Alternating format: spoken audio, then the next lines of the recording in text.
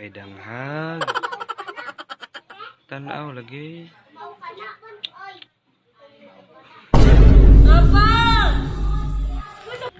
So,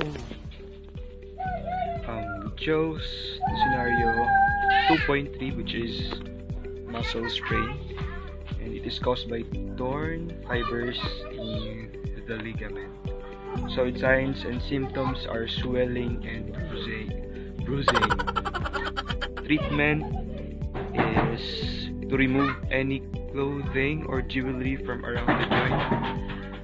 So as you can see, ang sprain ni Angelique kinasa sa knee area, and we don't see any jewelry or clothing around her knee, so we do not have to remove anything from her knee since it is the first treatment, which is removing any clothing or jewelry from around the joint. So second is apply cold compress at once 20 to 30 minutes for 3 to 4 hours.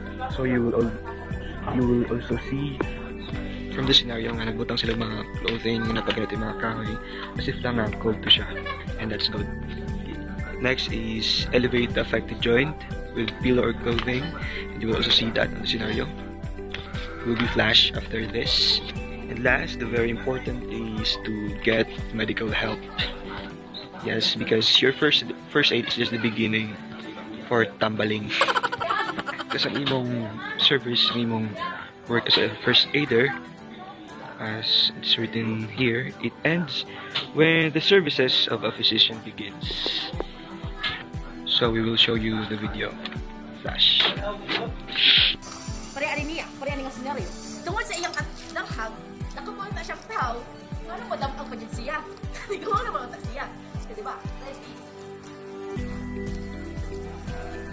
Mom, nabali ang iyang tuhod.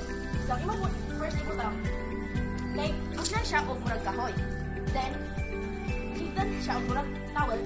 Kaya di pa nihukod ang pasyente, may para di mo grabe ang iyang kabuak.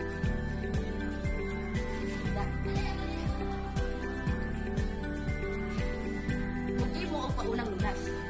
And then, someone will call the hospital. An emergency. Hello? Yes, please. And then, Thank you. kung abot na gali ang ambulance, ang ospital, so sila na yung manage sa pasyente.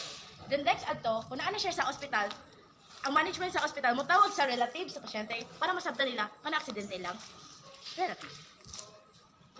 Pariya ato nga senaryo, they perform a first aid.